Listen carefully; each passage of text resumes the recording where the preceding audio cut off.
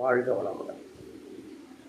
என் தாய், தந்தை, பிறகு குருநாதர் ராஜதுரை ஐயா அவர்கள் சாஸ்திரா பல்கலைக்கழக பேராசிரியராக இருந்த ராஜதுரை அவர்களுக்கு வணங்கி சூரியனுடைய தன்மைகளை பற்றி ஏதோ சில வார்த்தைகள் சொல்கிறேன்.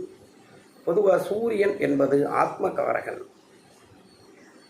அவர் சிலர்கள் கிழக்கு திசையை அவர் திசையாக சொல்லுவார்கள். ஆனால் பொதுவாக சூரியன் நடு திசையை தான் அவர் சொல்வார். அவருடைய வாகனமாக 7 குதிரைகள் பூட்டிய தேர் என்றும் மயில் ஆசனத்தை அவர் வைத்திருப்பார் என்றும் சொல்வார்கள். பொதுவாக அவர் பித்தத்துக்கு காரகர். உடம்பில் இருக்கக்கூடிய பித்தத்தை உற்பத்தி பண்ணி பித்தத்தினால தான் உயிர்கள் வாழ்கிறது. அது மாதிரியான காரகர். அதுபோல் உணவில் சாப்பிடக்கூடிய தன்மையில் காரம் அவருக்கு ரொம்ப பிடிக்கும். அதே போல் அவருடைய உறுப்புன்னு பார்க்கும்போது தலை மற்றும் மார்பகம். சூரியனுடைய கல் மாணிக்கக்கல், உலோகம் தாமிரத்தை உலோகமாக வச்சிருப்பார். அவருடைய நட்சத்திரங்கள் பார்க்கும்போது கார்த்திகை, உத்திரம், உத்திராட நட்சத்திரத்துக்கு அவர் அதிபதியாக வருவார். அந்த நட்சத்திரத்தினுடைய அந்த நட்சத்திரத்தினுடைய தன்மை முடிஞ்ச உடனே அவங்களுடைய தசா புத்திங்கிறது முதலில் ஆரம்பிக்கக்கூடிய தசா புத்தி சூரியனுடைய தசையாக இருக்கும். அவர் சிம்மராசிக்கு அதிபதி. உச்சமாகிறது மேஷ ராசியில், நீச்சமாகிறது துலாம் ராசியில். சூரியன் ஆத்மகாரகன், அப்பாவுக்கு காரகன். அது உயிர்காரகங்களில் அப்பாவுக்கு காரகன். மூத்த மகனுக்கும் அவர்தான் காரகர். அதே போல் மாமனாருக்கு அவர்தான் காரகர்.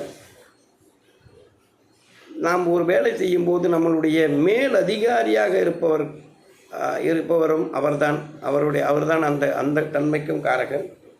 அதுபோல் அவருக்கு சிகப்பு பட்டு பிடிக்கும். அவருடைய வஸ்திரமாக கொண்டது. அவருடைய தாவரம்னு பார்க்கும்போது வெள்ளருக்கு. அவருடைய தாவரம் மற்றும் சமுத்தும் வெள்ளருக்காக தான் இருக்கும். அதுபோல்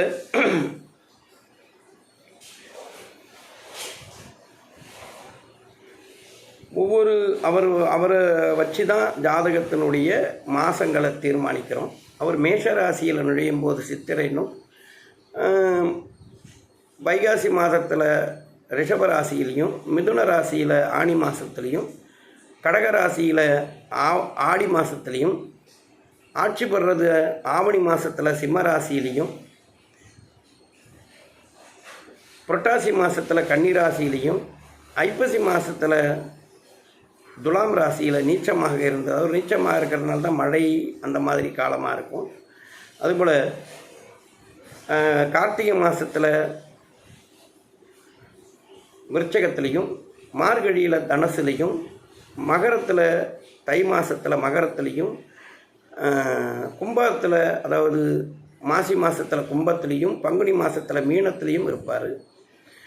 இப்போ நம்ம உத்தராயணம் தட்சிணாயணம்னு கணக்கிடம் பண்ணும்போது ஆடி மாதத்திலிருந்து தை மாதம் 1ஆம் தேதி, ஆடி மாதம் 1ஆம் தேதியிலேருந்து தை மாதம் 1ஆம் தேதி வரைக்கும் இருக்கிறது தட்சிணாயன காலமும். இப்போ நம்ம தட்சிணாயன காலத்தில் இருக்கிறோம். சூரியனுக்கு பவர்னு பார்க்கும்போது உத்தராயண காலத்தில் தான் அதிகமான பவராக இருக்கும். இப்போ நம்ம இன்னும் உத்தராயண காலத்தில் தான் இருக்கிறோம். தட்சிணாயனம் தான் ஆடி 1க்கு அப்புறம் தான் வரப்போகுது. பொதுவாக சூரியனுக்கு பவர்னு பார்க்கும்போது உத்தராயண காலத்தில் அதிகமான பவரோடு இருப்பார். இவர் லக்னத்தில் இருக்கும்போது, லக்னங்கிறது முதல்ல சூரியனை அடிப்படையாக வச்சு தான் கணிதம் பண்ணுறது. சூரியன் உதயத்துக்கு பின்னாடி லக்னம் வந்தால் அது சூரியன் 12ஆம் பாவத்தில் இருக்கிறதா கணவன். முதல்ல இதை பாதி பேர் செய்ய மாட்டாங்க. சூரிய உதயத்துக்கு முன்னாடி லக்னத்தில் சூரியன் இருந்தால் மட்டும்தான் லக்னத்து பாவத்தில் சூரியன் இருக்கிறதா கணிதம். சூரியன் உதயத்துக்கு பின்னாடி லக்னத்தில் இருந்தால் அது 12ஆம் பாவத்தில் தான் இருக்கு கணிதம். இது கேபி அஸ்ட்ராலஜியில் மிக முக்கியமான நுட்பமான தன்மை.